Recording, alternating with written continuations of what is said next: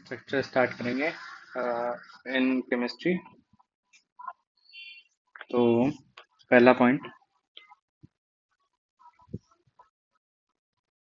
कि हम लोग चार्ज और मास के बारे में बात करेंगे of electron proton and neutron atomic structure में। सबसे बेसिक बात यही है, ठीक है, यहीं से स्टार्ट होता है। तो इसकी एक टेबल बनाएंगे, पार्टिकल्स, चार्ज और मास।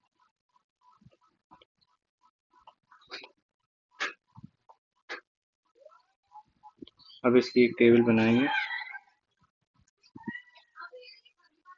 इलेक्ट्रॉन, यहाँ पे प्रोटॉन और यहाँ पे न्यूट्रॉन। इलेक्ट्रॉन पे चार्ज होता है -1.6 इंटू 10⁻⁻19। प्रोटॉन पे चार्ज होता है 1.6 इंटू 10⁻⁻19। इलेक्ट्रॉन नेगेटिव होता है, उतना ही चार्ज प्रोटॉन पे पॉजिटिव होता है। और न्यूट्रल का कोई चार्ज नहीं होता, इसीलिए ये न्यूट्रॉन कहलाया जाता है। ये न्यूट्रल रहता है अपने चार्ज में। मास के बारे में बात करेंगे तो 9.109 इंटू 10⁻⁻31 किलो। फिर प्रोटॉन 9.6 इंटू 9.67 इंटू 10⁻⁻27 किलो। और न्यूट्रॉन 1.674 इंटू 10⁻⁻27 किलो। इन तीनों का ये मास हो गया सबसे भारी, हेवीएस्ट जो होता है वो न्यूट्रॉन होता है, और लाइटेस्ट होता है इलेक्ट्रॉन। ये टेबल याद रखना मोस्ट इम्पोर्टेंट है।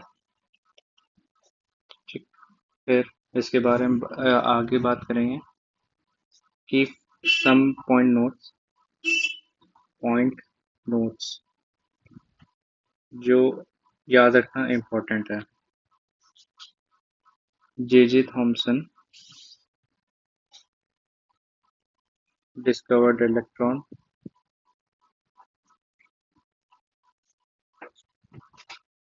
किसमें ढूंढा था? In cathode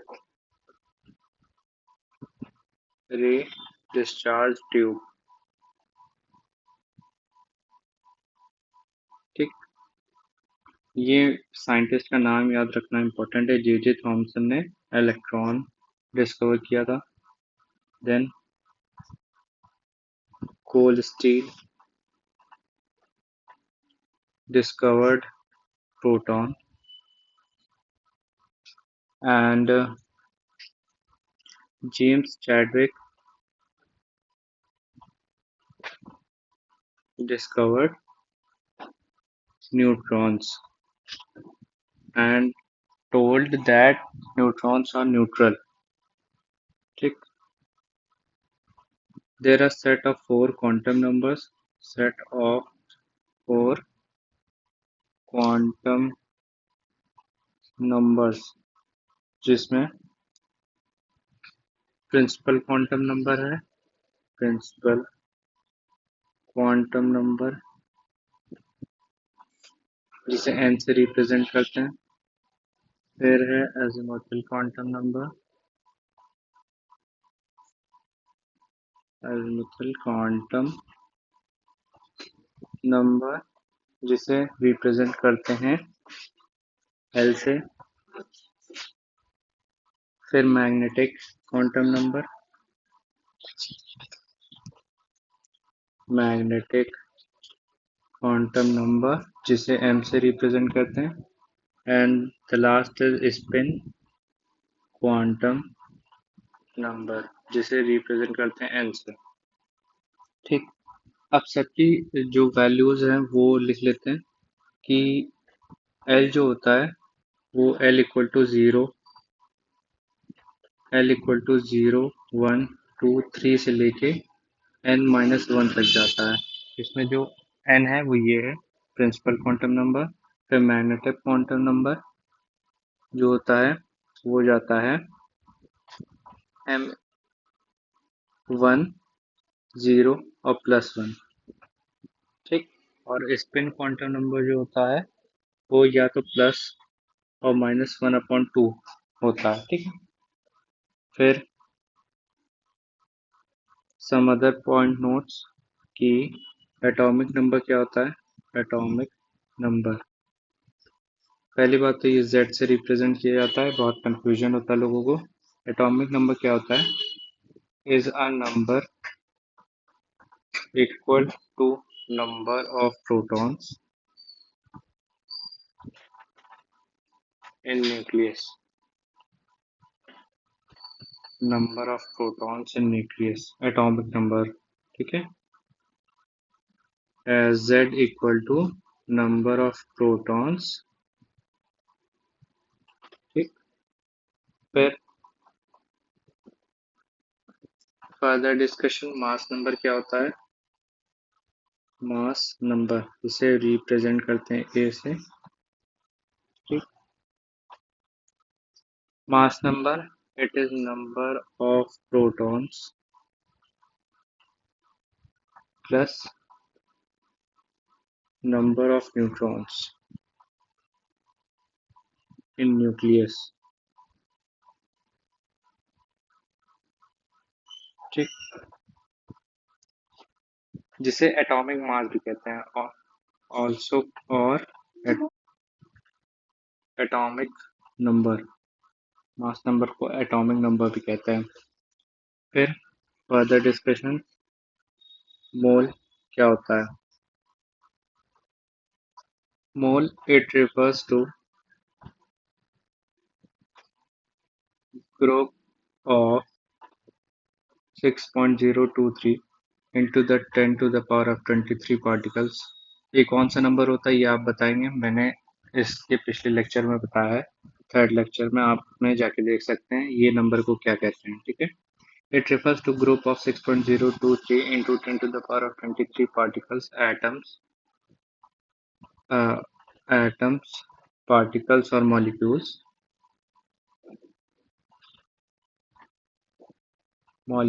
of an element और कंपाउंड, ठीक।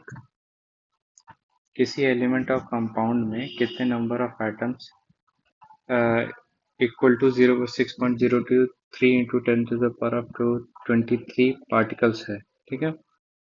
अब number of moles of element, formula देखेंगे हम लोग कि mass of element upon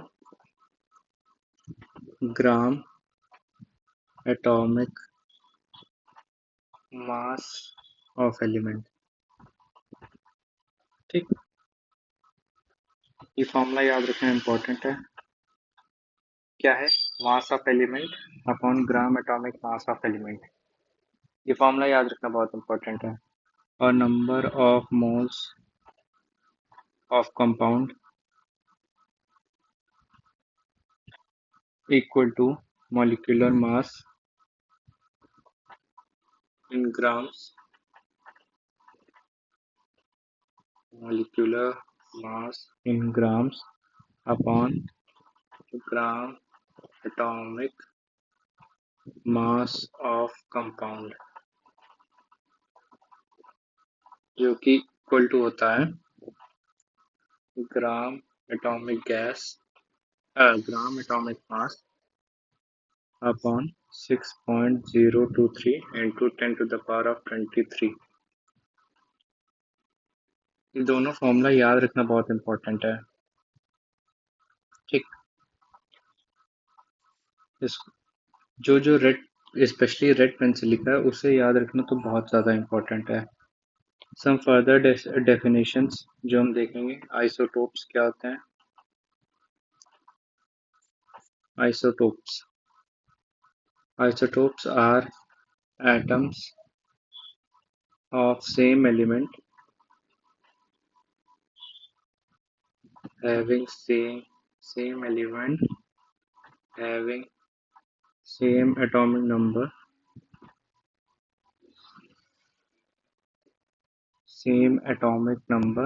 but different at different mass number. ठीक, क्या इंपॉर्टेंट याद रखना? ठीक है, same atomic number but different mass number, बहुत कंफ्यूजन होता है। सेम एटॉमिक नंबर है, डिफरेंट मास नंबर है, मतलब Z डिफरेंट है और A Z सेम है और A अलग अलग है। ठीक है, same atomic number but different mass number. For an example, इसका example protium, protium H mass number और एटॉमिक नंबर दोनों 1 1 है। ड्यूट्रियम, ड्यूट्रियम जिसका मास नंबर और एटॉमिक नंबर देखिए, mass number atomic number same है बट मास नंबर जो है वो चेंज हो चुका है। ठीक, फिर ट्रिटियम, ट्रिटियम ये सब आइसोटोप ऑफ हाइड्रोजन है। ठीक, इसमें क्या होता है, एटॉमिक नंबर अब भी सेम है और मास नंबर 3 हो गया। ऊपर एक चीज बताना भूल गया कि जो रिप्रेजेंटेशन होता है, जैसे कोई एलिमेंट है, उसका मास नंबर जो एटॉमिक नंबर है वो यहाँ लिखा जाता है और मास नंबर यहाँ लिखा जाता है। ठीक, फिर ये आइसोटोप्स के बारे में बात हो गई। अब आइसोबार के बारे में बात करेंगे। आइसोबार तो क्या होता है? Isobars are atoms of two elements having same mass number but different atomic number. ये आइसोटोप का उल्टा होता है, डिफरेंट एटॉमिक नंबर। एग्जाम्पल के लिए and calcium, argon and calcium have same mass number जो कि इक्वल टू 40 होता है। ठीक है, but they have different atomic number, ये आप चेक कर लेंगे। ठीक, फिर इसके बाद बात करते हैं आइसोटोन्स की। आइसोटोन्स क्या होता है? Different atomic number, different atomic number and mass number, इसमें दोनों डिफरेंट होता है आइसोटोन्स में। Different mass number but have same number of neutrons, but have same number of neutrons. ठीक, सेम नंबर ऑफ न्यूट्रॉन्स, इसमें ये लाइन याद रखना बहुत इंपॉर्टेंट है, इसे इन्हें आइसोटोन्स कहते हैं। एग्जाम्पल के लिए इसमें देखिए, मास नंबर और एटॉमिक नंबर दोनों डिफरेंट हैं, पर नंबर ऑफ प्रोटॉन्स जो होंगे वो सेम रहेंगे। बार बार रिपीट करेंगे ताकि याद हो जाए। ठीक है, फिर और भी चीज़ें होती हैं बट उन्हें याद रखना, पढ़ने का कोई मतलब नहीं है। ठीक है, जैसे आइसो इलेक्ट्रॉनिक स्पीशीज, आइसो डाइफर्स और आयोस्टर्स करके जो एक होता है, वो याद रखना नहीं इम्पोर्टेंट है, क्योंकि बेसिक पेपर आता है, बेसिक साइंस पूछ जाती है 10 तक की, उसमें ये सब नहीं पूछा जाता। ठीक है, एक चीज और है कि हाइजेनबर्ग एक अनसर्टेनिटी प्रिंसिपल था। हाइजेनबर्ग अनसर्टेनिटी प्रिंसिपल, ये क्या बताता है? It is not possible to determine simultaneously the position and momentum, the position and momentum of a body to an arbitrary accuracy. तो हाइजेनबर्ग अनसर्टेनिटी प्रिंसिपल क्या बताता है? कोई भी position and momentum of a body एक साथ नहीं बता सकते, किसी भी बॉडी का पोजीशन एंड मोमेंटम एक साथ नहीं बता सकते। ठीक, कुछ छोटी छोटी चीजें और हैं, जैसे पॉलीज एक्सक्लूजन प्रिंसिपल। ये याद रखना तो नहीं इम्पोर्टेंट है, बट पूछ सकते हैं कि जैसे ऐसा कौन सा प्रिंसिपल है जो डिस्क्राइब करता है कि पोजीशन और मोमेंटम को एक साथ नहीं बता सकते हैं। उसमें आएगा आंसर हाइजेनबर्ग अनसर्टेनिटी प्रिंसिपल। ठीक है, पॉलीज एक्सक्लूजन रूल क्या बताता है? No two electrons in an atom can have same set of four quantum numbers. No two electron in an atom can have same set of four quantum number. ये Pauli's exclusion rule बताता है कि दो electron can कि नहीं हो दो electron के चार क्वांटम नंबर सेम नहीं हो सकता। ये पॉलीज एक्सक्लूजन रूल बताता है। ठीक, फिर एक हंट्स रूल होता है, हंट्स रूल, और एक और है ऑफ बाउ रूल, ऑफ बाउ रूल। इन दोनों के बारे में आप खुद देखेंगे ये क्या होते हैं, और कमेंट सेक्शन में बताएंगे एक ब्रीफ डेफिनेशन क्या होते हैं। ठीक है, हंट रूल और ऑफ बाउ रूल। ठीक, आज के लिए इतना ही रखते हैं, फिर आगे कल जो पढ़ेंगे वो पढ़ेंगे periodic table of elements. Periodic table के बारे में डिस्कशन करेंगे कल। आज के लिए